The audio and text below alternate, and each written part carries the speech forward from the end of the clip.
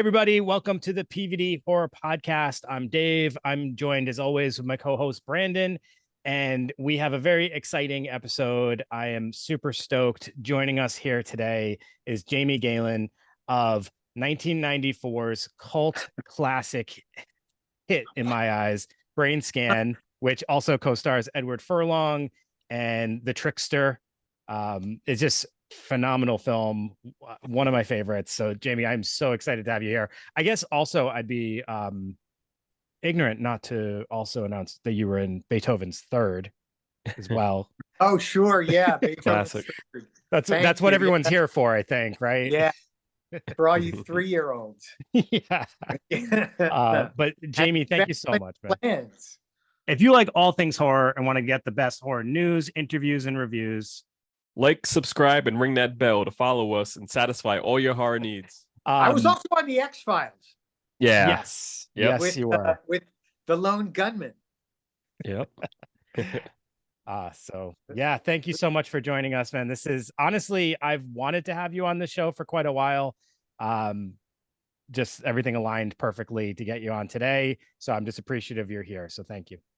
It's my pleasure. I'm so it kind of amazes me that Brainscan has like come around, and it's like you say, like cult classic. Like wow, it deserves it though. You know, it definitely.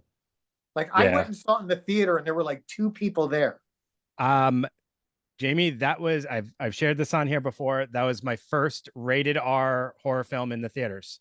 I saw it when I was in 2nd grade. My sister dropped me and my friend at the time off to see it. Yeah, it was not a very packed theater, but it was one of my favorite experiences, one I'll never forget. I've been in love with Brainscan ever since. I've watched it 1,000 times. I could recite almost every line.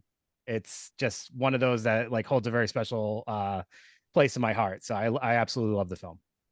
God bless you. Wow. I was surprised. I mean, I thought it was great. I was super surprised when I saw it because I had no idea, John Flynn is a really good director, and I knew the script was good, but now like Andrew Kevin Walker, I mean, did you see The Killer? Yeah. I was watching, I'm like, no way, it's fucking Andrew Kevin Walker. Yeah. Right? And 7, I mean, he's really good. So him, John Flynn, and T. Ryder Smith, I think are the real stars of this movie. Of course, Eddie was great, and he brought a lot his Terminator cachet to it. And Amy was good. I was adequate, for the part I played. Come on. Yeah, you were great horror fan. You got everybody, hyped up for the product that was coming out. So, that's all you could do, you plug in Fangoria. True horror fan. I watched it before I went and did The Forest Hills, and I hadn't seen it for like a decade. And I downloaded it from Pirate Bay, and because I didn't even have a DVD player, so I probably have a copy of it in a box. And I was just like, oh my God, I was charming.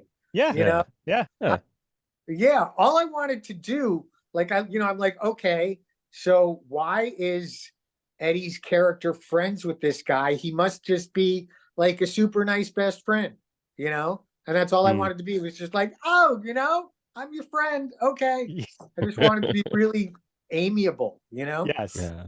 And you do reiterate to him that you're his friend like several times in the film. It's just like, that's your purpose. That's your purpose in life, is to be his friend. Is to be his friend. But I think I had other friends, but he didn't. Yeah. I think I was the type of kid that hung out with every group at the school, and I also, someone else asked me, like, why do you think he was friends with, what was Eddie's character's name? I'm sorry. It was Michael. Michael. Yeah. I'm like, he obviously he grew up near him because I walked to his house. Yes. Yeah. So they probably went to like nursery school together, and just, he turned into some recluse, and we were just friends. I don't know. We liked horror movies. And you connected over video games and horror. So like, yeah. Exactly. Yes. Yep. like I said, it's a real friendship of horror, like how the horror community is today. Yeah. So, you know, that's kind of how me and Dave became friends, you know. So we're the Michael to a lot of other people too, probably. Like there's a bunch of our friends who don't who don't have a bunch of other things in common with us other than like maybe they watch some of the movies that we watch. So and you know, the movie's super relatable for the time, I think, because of the video game aspect, which was like so popular. And this idea that like video games were really going to take it to like this next level. And that ultimate fear of like, what could that be? It's like Lawnmower Man type stuff, right? We were so afraid of what was going to come out of like, what if video games get too real? Yeah. Well, like the CD-ROM, like who's the CD-ROM? Like and I think around that time, wasn't there a thing where people were like having seizures because of strobe lights or something? I think that must be where he got that. Yeah, you know, that opening, to the game, absolutely. The movie was like, it's funny, it's very true to its time. In a way, it's kind of like a time capsule, but it also like I don't feel like it's super dated. That could be just my love for it, and maybe I'm just defend it to the end. But I don't feel like it's super dated. Like I feel like you could like still watch it today and and appreciate that. You know, obviously it's a very 90s film, but at the same time, like still not look at it and be like, oh, that's, you know, almost too. I would give the credit to that for the script, of course, because it's good, but also the production design. And I would give the credit to Montreal. Like we shot in Montreal and the entire crew was like Quebecois, and they are all just the coolest people. They have the best style and taste. I mean, I don't know if you've ever known French Canadians, but they're super hip, groovy people. You know, I mean, Cirque du Soleil's from there. Yeah. So that's, I mean, like my haircut, like this French Canadian girl was just like, oh, let me cut your hair, you know? And like, I had it like, I just grown it out. She's like, I just cut here and I cut here. There we go. It's good. You know? And I'm like, oh shit, that's a really good haircut. Like, and the whole thing, just like the jackets, they're like, oh, why don't you wear this? You need accessorizing, you know? Yeah. They made us all look great. And the house, Montreal's a really nice place. It is. That's awesome. It's old. Yeah. Nice. Yeah. So Jamie, I want to kind of touch on, you know, a little bit of, you know, your upbringing and, you know, coming into your career and everything like that. So reaching out, we noticed that you have a name change. Can you tell our listeners and everybody about like the change, like how that happened? Well, I was adopted by a foster family. And through the Children's Aid Society in 1966. So I was lucky it wasn't after Roe versus Wade, or God knows if I'd even be here. But and so I knew nothing about it. I tried to contact the Children's Aid Society. They wouldn't tell me anything. Then along comes Ancestry.com, right? So I spit into a little tube and I mailed it out, and I got back this thing, and it was like, you have a half sister. Her name is whatever. So I contacted her, and then I found out my birth mother was 19 years old. She lived in New York. She never told her family she was pregnant. She moved into the Children's Aid Society home for like, you know, pregnant teens or whatever, and had me and gave me to a foster home. Foster family, thinking she could get me back, but that's not how it worked back then. And so I was adopted by this family, the Marshes, who I was very lucky. It was like, I grew up in Westchester, you know, they were, you know, nice family. My mom was very loving. And then I found out that my birth father, I also found out I had a cousin. So I contacted the cousin, and we found that I had a possible half sister. And it turned out my birth father was this guy named Antonio Casabianca, who came from Sicily in 1960, and he was 26. So I'm guessing he had to marry like an Italian girl. So he didn't want to marry my birth mother. So that's why, but whatever. But so once I found all that out, and I never liked the name Marsh, and I was like, okay, so I decided to change my name to something that I liked. And just to sort of like, I don't know, get all that out of my head. There were other things that, you know, I don't need to get into, but No, yeah. So that was that. So that's the origins of Jamie. you know. Okay. I was, yeah. I noticed also you lived in Sweden for a bit, in Stockholm. I did. When I was my adopted family, my adopted father, he got a job in Stockholm. He got transferred there. So the whole family moved to Sweden when I was 12 years old. Wow. And we lived there for 3 years. I still speak Swedish. I go back. Oh, that's cool.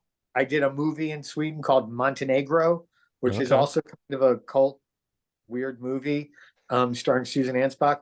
And so that was, I mean, I could have done a lot worse as far as getting adopted. For sure. So yeah. Obviously you must have liked Sweden. That's always been a place that I've had like interest. I would love to visit sometime, but what was that like being there?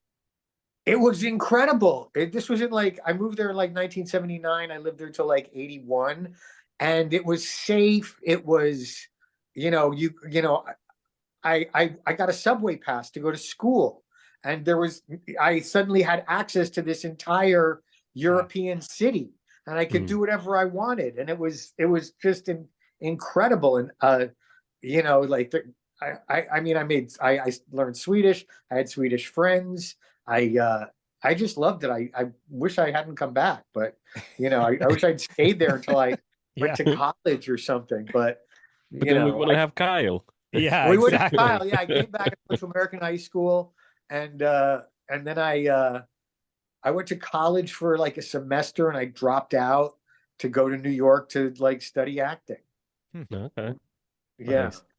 I'm still trying to envision living in a place that's safe enough where a kid can take a subway to school. I mean, here kids literally almost get picked up at their driveway by the bus. Yeah. It's like insane. Where are you guys? We're in Rhode Island, which isn't like the craziest place to live, but like nowadays it feels like kids don't even go to bus stops anymore. They almost get picked up at their house. But you're taking the subway to school. That's awesome. It was back. I don't think it's so safe anymore. Yeah. Back then it was super safe. Like you could be 12 years old, like walking around the city, like doing whatever you wanted. Me and my, it was an incredible freedom, and it probably like made me, I don't know, like feel like I could do great things, so, and gave me a real feeling of like a sense of self, and European kids are just, they're more worldly, they understand about geography, like different people and cultures, and it was just a great experience for me. That's awesome. So it gave me that sense of something beyond, just the US. Nice. So back in 1991, you were a part of the award-winning play Lost in Yonkers. Can you talk about your time on Broadway and how this path opened the door to your acting career? Yes, well, that's exactly what happened. I've always looked young. I've always looked 5-10 years, younger than I am. And so I dropped out of college, which made my parents really thrilled. But I had done a production of, I guess, Godspell and Cabaret in college, and I got like great reviews in the St. Petersburg Times, So my parents came and saw me, and they were like, "You're actually good. So okay, we'll give you enough rope to hang yourself and let you take acting lessons in New York City." Because luckily I lived an hour outside of New York, so I could take the train in. I lived in Westchester. So I got into a class with a lady named Uta Hagen, who was a great acting teacher.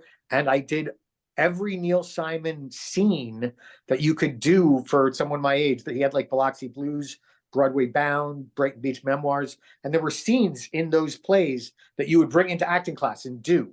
And Uta would tell you, with Neil Simon, it has to be life or death.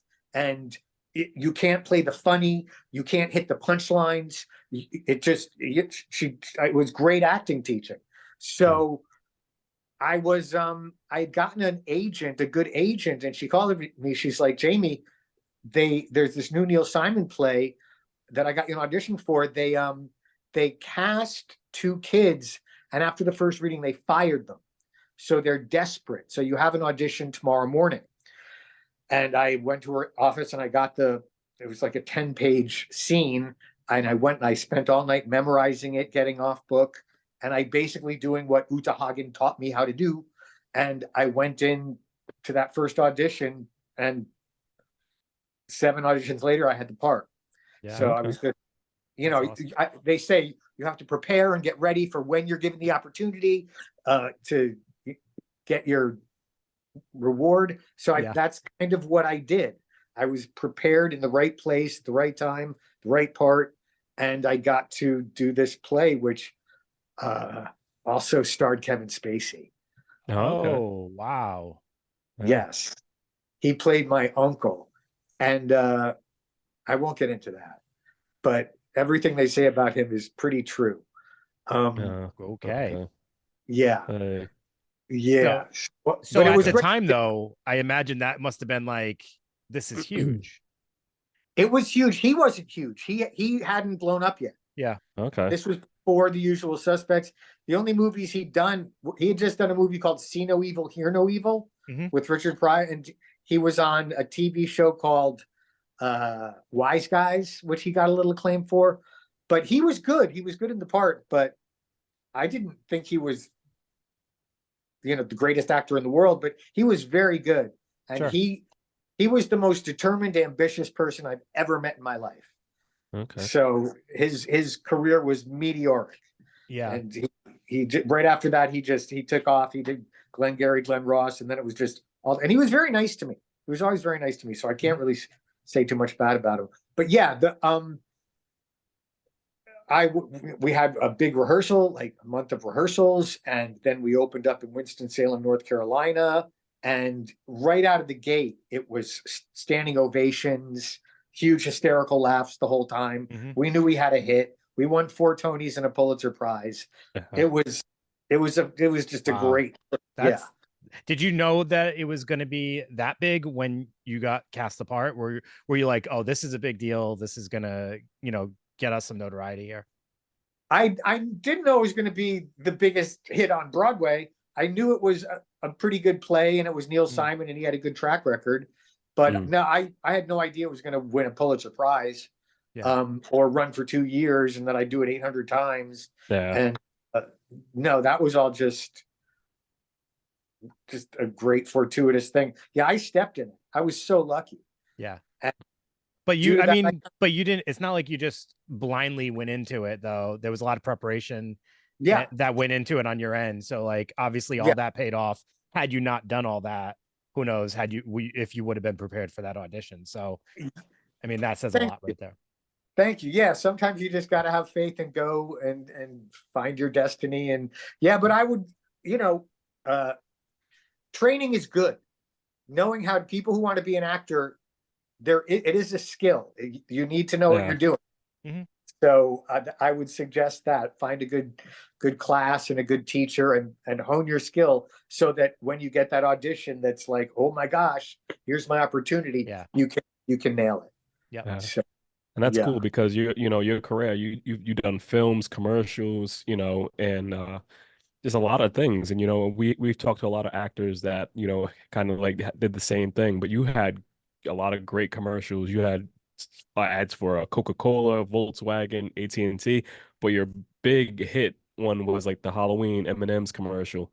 How was it like working on those ads, back then? It was just a commercial's one day. It's very fast. Yeah. It's fun and it's super easy to audition for. You don't have to memorize anything. I almost got into doing commercials more than other things because there was no heartbreak of not getting it. Or I did like 4 pilots and none of them went, and they were all so good. And so that's just soul crushing when you're trying to create a character and you think, okay, there's going to be an arch, and then it's like, no, sorry, I didn't get picked up. Yeah. So that's towards towards the end of the aughts, I leaned more into commercials, but yeah, it really is a skill that you need. Nowadays it's different because you have self tapes, so you can finesse it and do many takes. But back then you had to walk into that room and you have 1 or 2 shots and do it. So theater trained me really well for the auditioning process. I had seen this this whole like video of Carrot Top, like when he was sitting there just kind of talking about how he prepared for commercials and how he had to just so many takes and everything like that, and how a lot of his improv stuff was actually the one things that were used more, Yeah. so it's kind of cool seeing like the whole behind the scenes stuff of like how it is to like create a commercial. So Yeah, you really have to take your ego out. Commercial directors are they can be very blunt and they need it really yeah. quick. So I've had directors give me line readings, which to some actors like, you can't give me a line reading. That goes against my artistic process. For me, I'd just be like, oh, okay. And then I would mimic him and try and make it as real as possible. He'd be like, great, that's it. Okay, moving on. So you really have to sort of take your ego out, and and just kind of have fun with it. Not it's not that serious. You're selling a product. Right. It's not about you. It's about the product you're selling. Exactly. So yeah. The M&M's one was great. That was I had no idea. That ran for 17 years. Yeah. What? Yep. Yeah. It would, like, some years when I wouldn't do that well, in October that check would come and I'd be like, okay, I'm safe for the next year. Because it was they can be very lucrative. Yeah. Yeah. Yeah, they changed the game when they added those talking M&Ms to the commercials, so it was cool. So, have you seen the commercial, Dave? I'm trying to like jog my memory to think of which one it could be. I'm gonna have to find this, and we'll have to put it up on the social media for people. It's on there. I think if you Google on YouTube M&M's Trick or Treat. Okay. I mean, I must know it. I'm assuming. Yeah, Jamie had opened the door. I know who are like, you're an actor. What have you done? And I'm like, well, I did this M&M's course. Like, oh my God. Everybody, hundreds of millions of people have seen it. So yes. It's that's my on my tombstone, that's what it'll be. That's awesome, actually, though. That's great. Yeah. Those M&Ms are iconic, man. Pardon? Yeah. Those M&Ms are iconic. Like they are iconic. They stop, and luckily, I like Brainscan. I had a cool look. I had cool hair, and it's still not dated, but they stopped running it like 3 years ago, and I was like, oh man, I gotta get back to work and book something. So you gotta call up M&Ms again. Come on. Call up M&Ms again. Yeah, yeah. Maybe they'll fix it. It's weird because when they shot it, it was in like the TV was in 4:3 ratio. Yeah. So they had to totally re-edit it into. Okay. Yeah, but they did. Yeah. That's cool. Yeah. You touched on, some pilots not taking off and everything like that. I had seen on your YouTube page your the pilot for the Killer app shows. That was really good. And so what was the issue with that? How come that wasn't picked up? Because I think there was some things with Fox that kind of stopped that from happening. That was heartbreaking. And I didn't find out until a couple of years ago what killed it. And I'm sorry to say that the person who killed that pilot was Robert Altman, the director. Oh, man. Yeah, because Fox gave him some notes and his ego couldn't handle it. Yeah. And also, I think he was very bitter against Fox for MASH because he directed MASH and then they made that TV show out of it. Yeah. And he didn't get a dime for the TV show, but his son made a fortune for the theme song. The Suicide is Painless theme song. I don't know if you know that.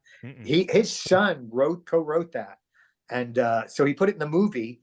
And then they used that theme song for the TV show MASH, and his son made a lot of money off it. And Robert Altman, who was a wonderful guy, great director, for some reason he just decided to pull that pilot, and that's hard to sort of wrap your mind around, that he screwed so many people over by doing that. But I mean, the people who are in that pilot is amazing. Yeah. Ming-Na, everybody, Jacqueline Oberdorf who works, Scott Campbell who works, Stephen Lang, who's the villain in Avatar. Yeah. He was, I mean, it's crazy. Brenda Strong, everybody wound up okay.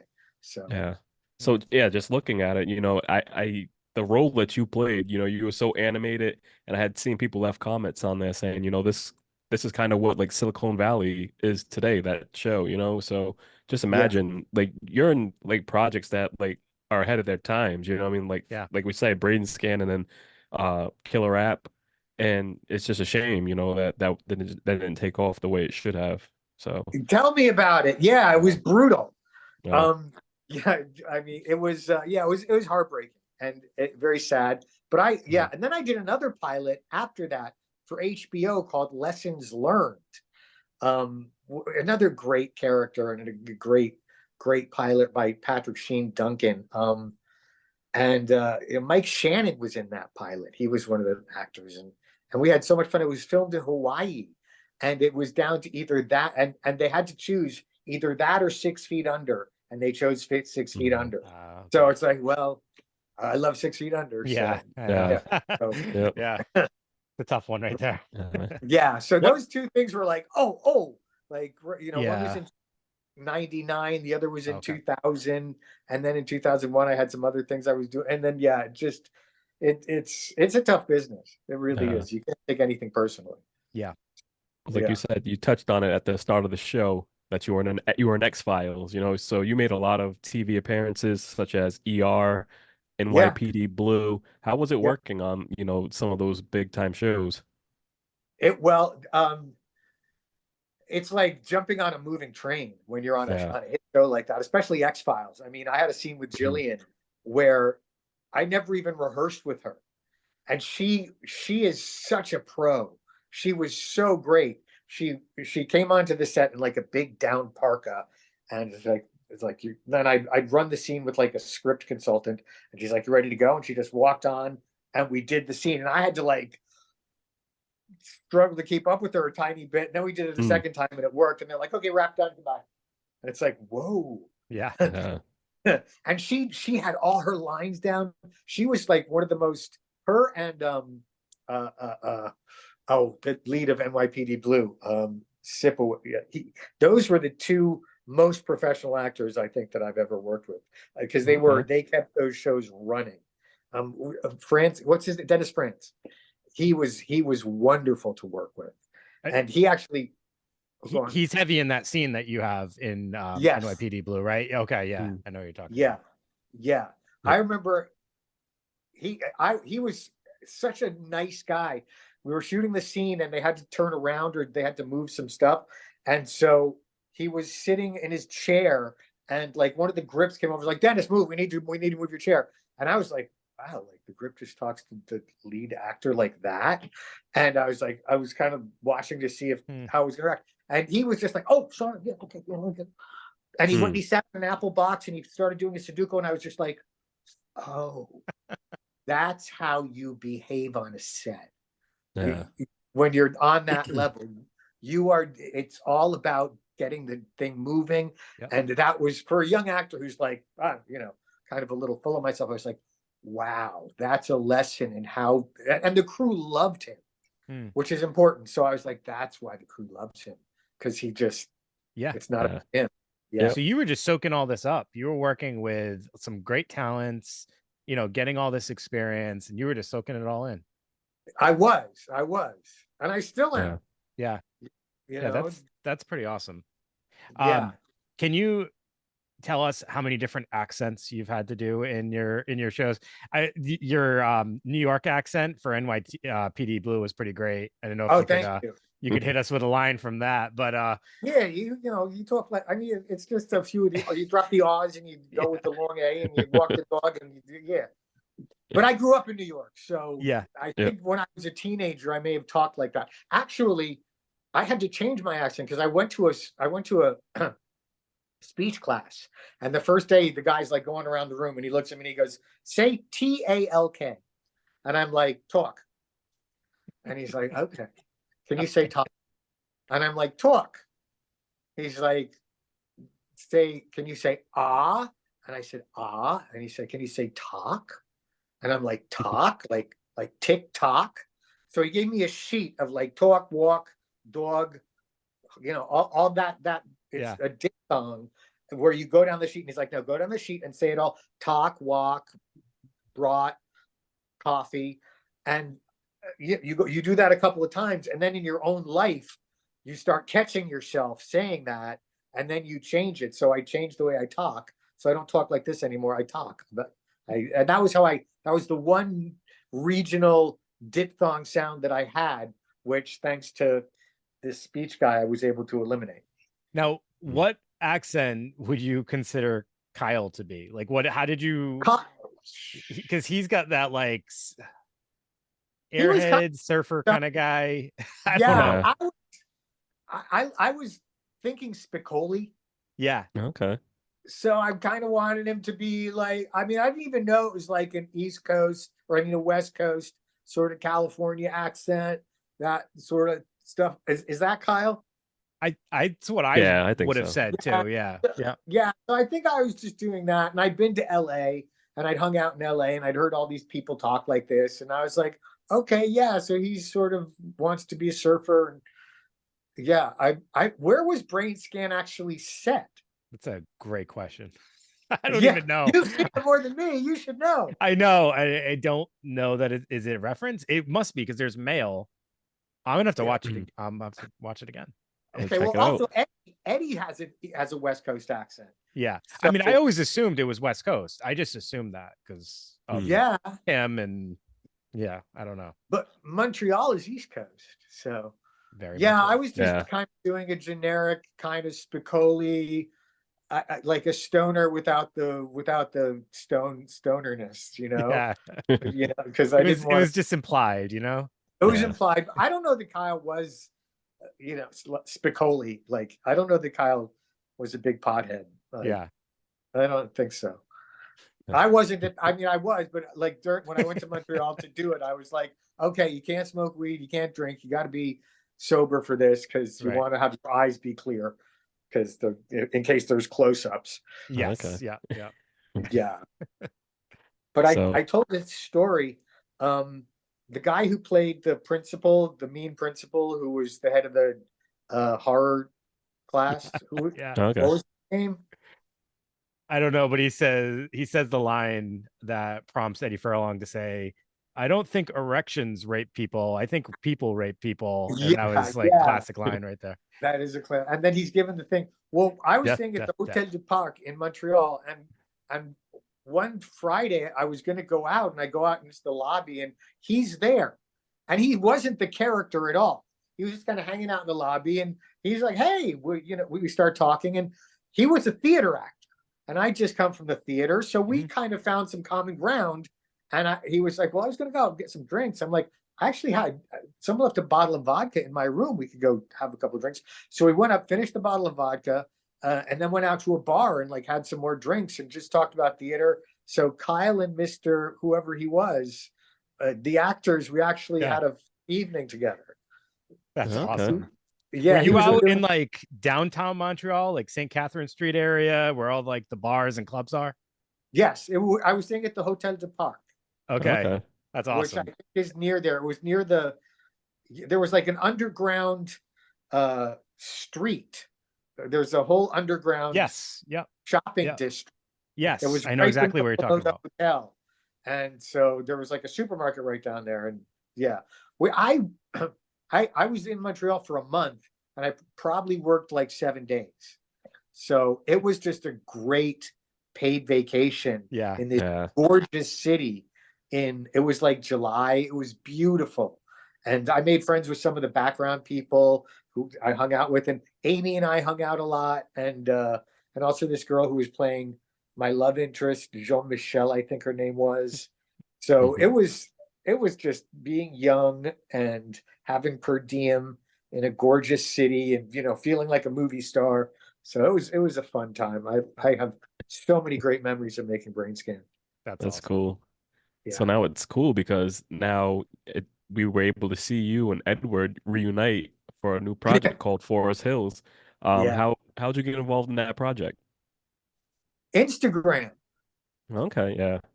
There's a Brainscan Instagram page, and somehow they found me and was like, "Oh my gosh, the guy, he's a really nice guy." And then the director of the Forest Hills, Scott Goldberg, was like, "Oh my gosh, it's Kyle. We have to have you come and do a day on my movie." And I was like, "Okay." So I flew to New York and shot a day. with Eddie. And have you seen it?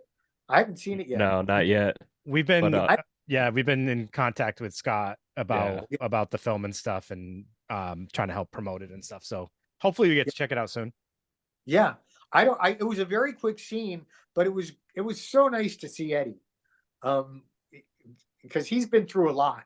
It was great to see how wonderfully he's doing. And he's a really good actor. Like in our scene, I'm like, oh yeah, he's a really good actor. And he's a super nice guy. So I just wish the best for him. I think he's doing another movie now too.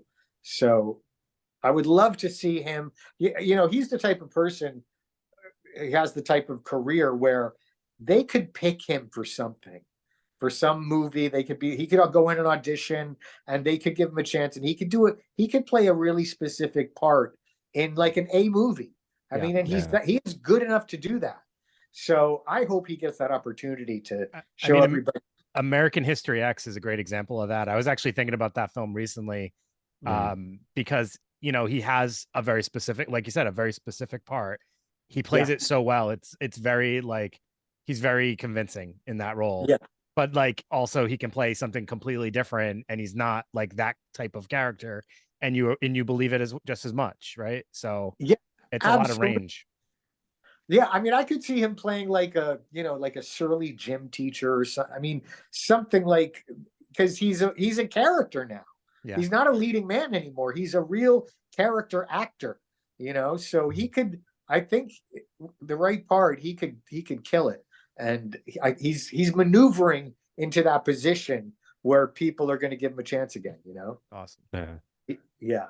I hope. We actually just had the opportunity to meet him. It was our first time in October. He was at a convention in Massachusetts, and of course I had to tell him about how much I love Brainscan because I'm that guy. So, but it was like, super nice guy. It was great to see that he looked well and everything. And, he was just appreciating it. It seemed like just meeting his fans and having people like, gush and tell him how much, they love Terminator 2, Brainscan, all, the whole catalog. So that was pretty surreal. Growing up in that specific time. Obviously I love Brainscan, but Terminator 2 was like everything. And you mentioned that earlier. It was like he was the coolest kid at that time. Like every kid wanted to be John Connor. So there's memes of John Connor like looking like I mean it's an iconic character. Yeah.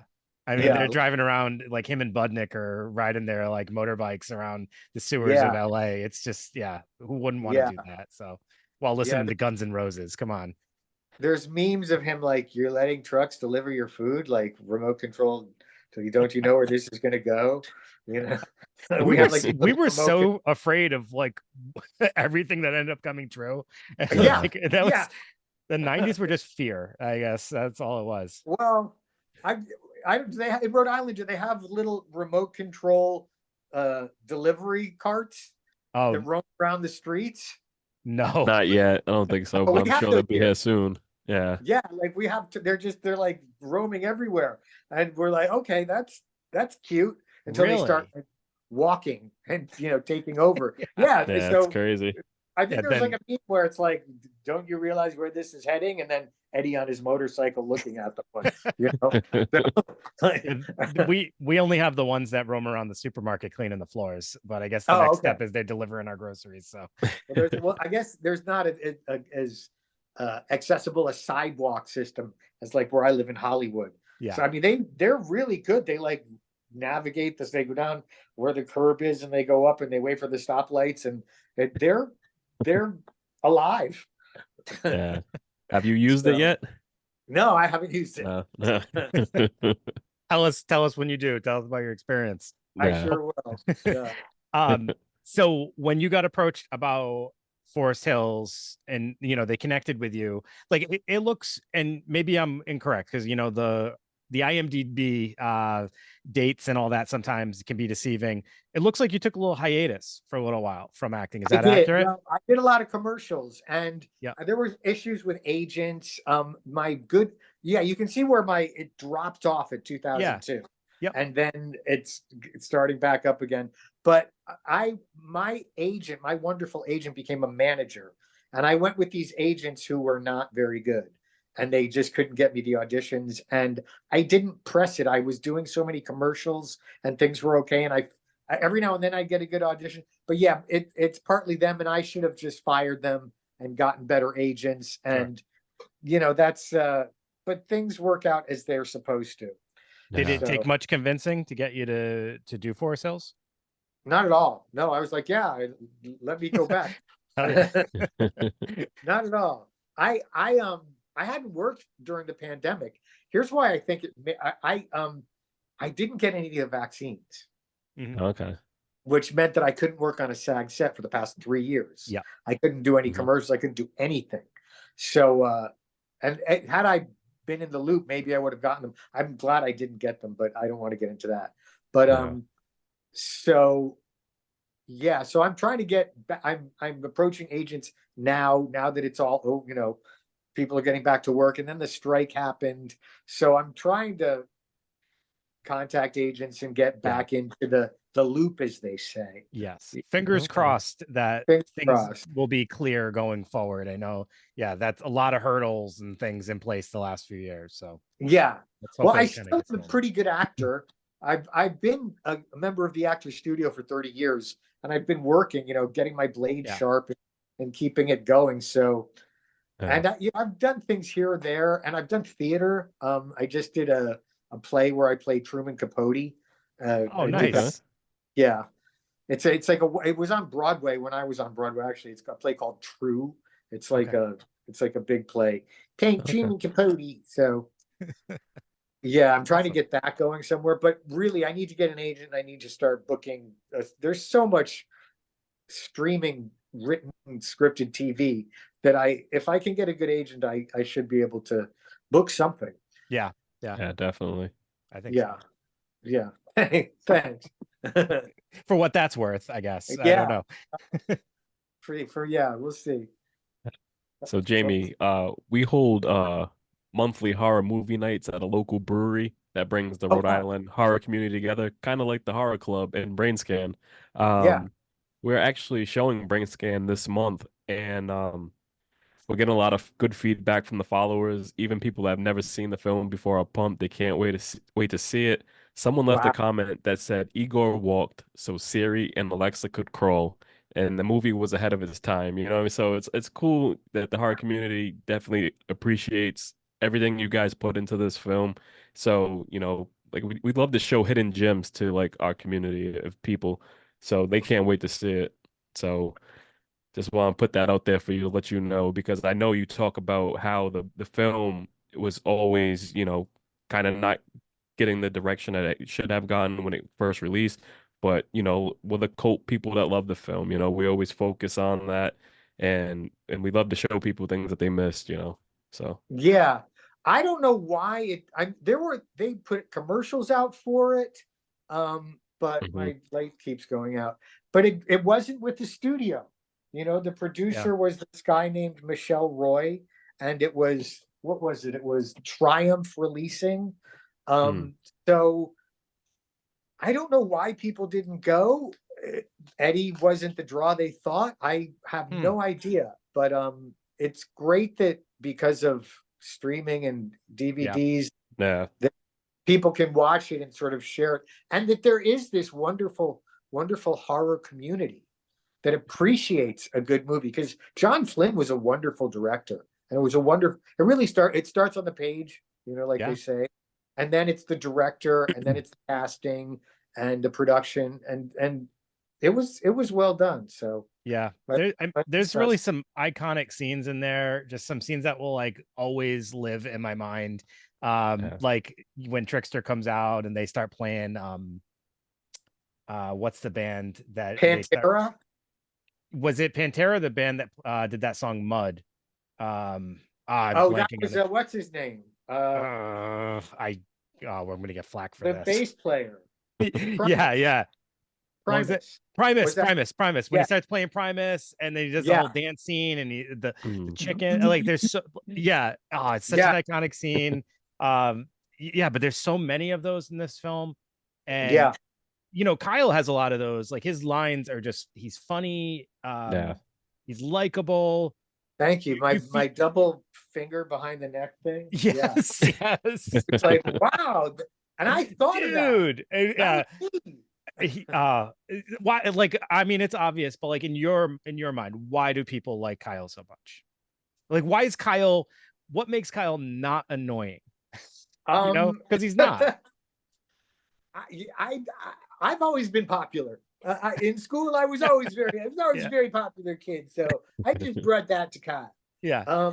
I think casting. They say the performance is 90%. First of all, it's the script. He wasn't given any lines, which he wasn't. I mean, I can play annoying and stereotypical. I can play an annoying friend who you wouldn't want to like if that was the character. But the character was that he was. I just chose to make him. I used all my good qualities. I didn't push it. I just tried to be as amiable and fun and someone who you'd want to hang out with, and not be annoying. Like I said, and that was kind of like the goal of the character. Like when they described it, if they described it to you, it was to like him, right? Yes. Yeah. Okay. I'm the friend. Okay. Yeah. I have to be a friend. I have to be friendly. That's that's my action, is to be friendly, to be so. But like they say, I said when it cut out, casting performance is 90% casting. So I guess they cast me because I was likable. I've always, do you know the kid? They cast another kid before me, and he got chicken pox. Oh no! Oh man! Yes, I just remembered this. Wait a minute. This is now two times you have been able to fill in and you took over the role. When they were desperate. That's true. I guess that's my forte. Or that was. How did you get a hold of the chickenpox virus and get it to I had chickenpox when I was a kid. I had bad chickenpox. And it was down near they picked the kid because he was a local hire. He was a kid from Montreal, and they didn't want to fly me in because I was in LA. And I guess he got chickenpox, and they were terrified because Eddie had never had chickenpox, and Eddie was 15. So they called me. They were like, "Have you ever had chickenpox?" I'm like, "Yeah, I had it really bad," which means you're immune to it. So they're like, "Okay, you're flying out tomorrow morning," and I was like, "Great." So that's how that happened. Think about how bizarre that is. You got a role because you've had chickenpox really bad at one point in your life. It's 100%. I always felt like I had a friend who died right before that, and I felt like he was the one who did that. He made that happen for you. He gave the kid chickenpox chickenpox. It seemed very fortuitous how that happened. Yeah. Now you spoke about it that like Kyle's role, you kind of just like improv, and so a lot of things you said, like you just like before we cut out, you were talking about like the middle fingers and everything like that. Like how much freedom did you have with this role? I just had to say the words that were on the page, and then I could do whatever I wanted as long as I got those words in. So I did whatever I wanted, and I was trying to be kind of not a stoner, but just a goofball. Like a goofy friend who would be nice to have as your friend. Like, why did he like me, or his character? So I had to make myself just amiable and non-threatening and someone who you'd want to be friends with. Yeah. I told you that at the beginning of the show. You definitely hit the nail on the head as a horror fan, like, some of our friends and everything like that. It's, dude, did you watch this yet? Did you see this? Like, it's the same thing. Like whenever we get a Fangorian, did you see what's on the cover? And that's what it's been, you definitely hit it on the head. Yeah, I was definitely a horror fan. I'm sorry, my light keeps turning off, but whatever. I wasn't I didn't even know Fangoria. I wasn't a horror fan. I actually don't like scary movies. I don't like I don't like being shocked. I don't like gore.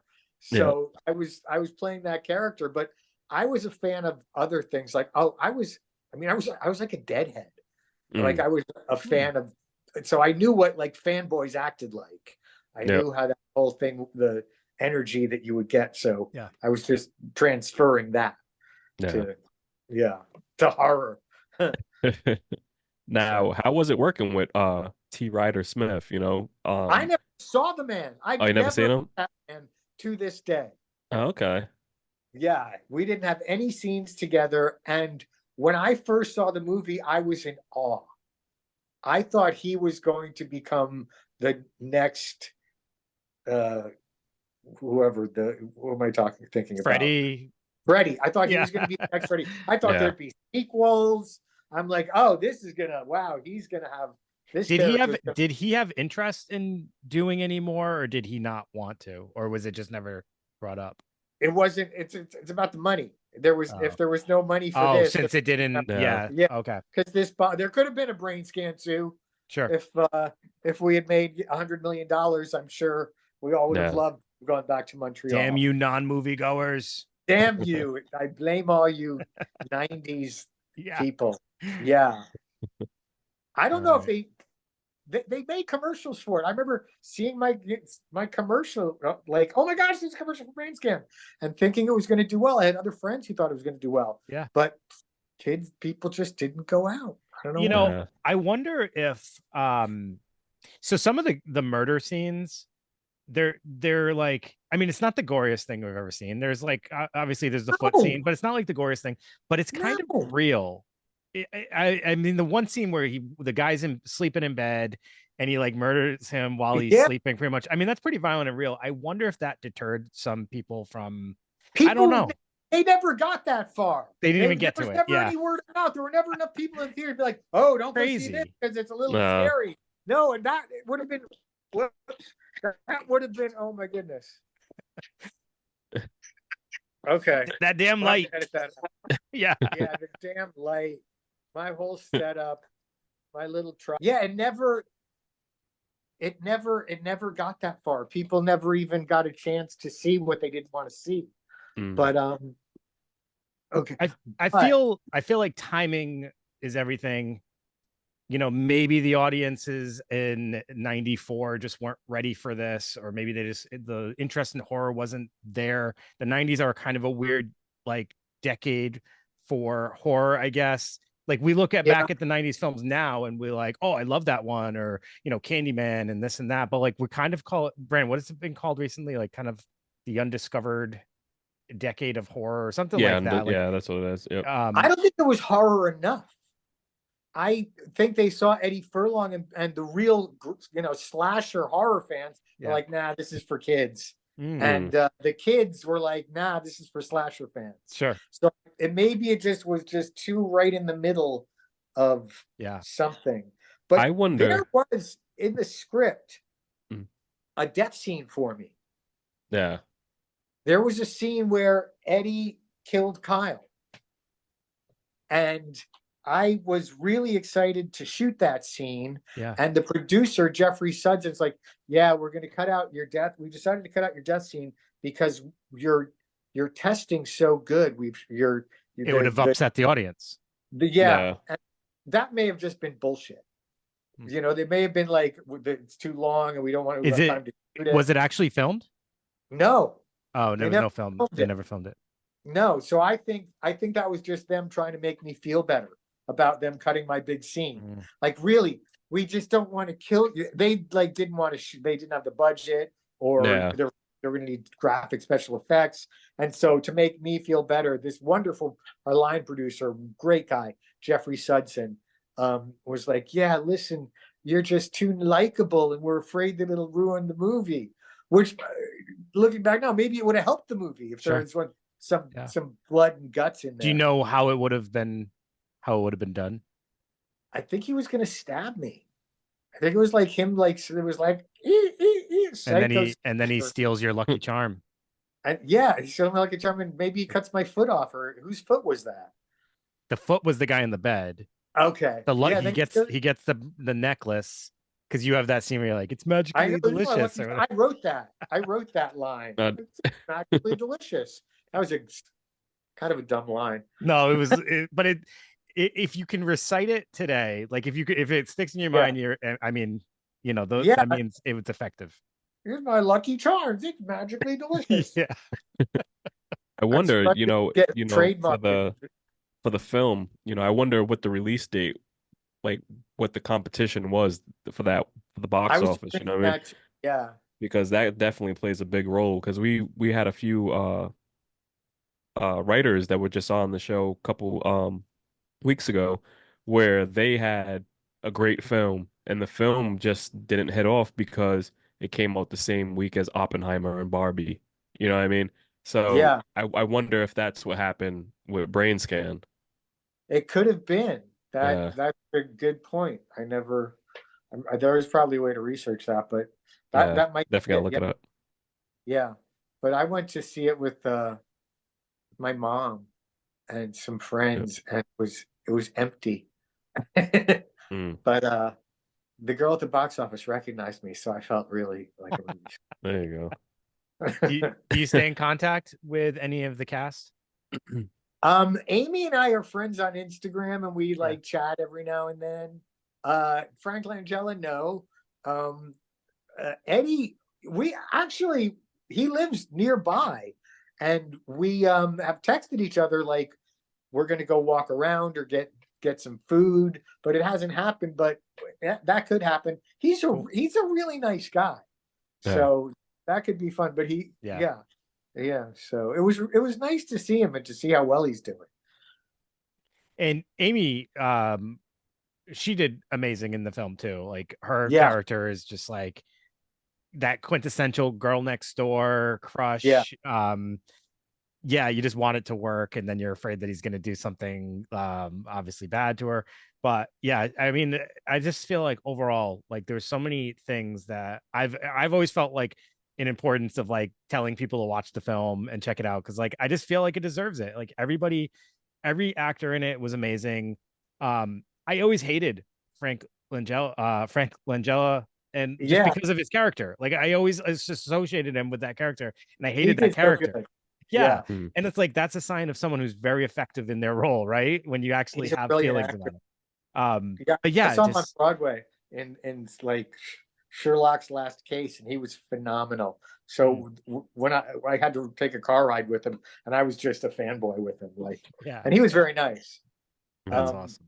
Yeah, and Amy had had dropped off a little, and then she booked Heartland, and now she's doing tons of scripted episodic streaming TV, and she's just cranking.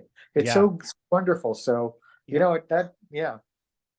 I love seeing when you're able to see something that you appreciated years ago, and then you see that resurgence of it, and then you also kind of are able to like see where everybody is today, and that they're everybody's still kind of trying to stay active, or they're doing their own thing in some way, shape, or form. And that's kind of nice to be able to catch up with you doing this and hear about the rest of the cast. So thank you for sharing this time with us. We appreciate that. This is it's wonderful for my my ego. And people, I mean, I couldn't. It was around like 2014. I was on Facebook, and some people would pop up and be like, "Oh my God, you're Kyle."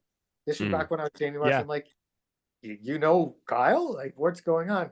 And that just sort of kept going, and it's amazing. That's awesome. Yeah. So, I'm gonna send us off. If you could just hang on 1 minute after we wrap up.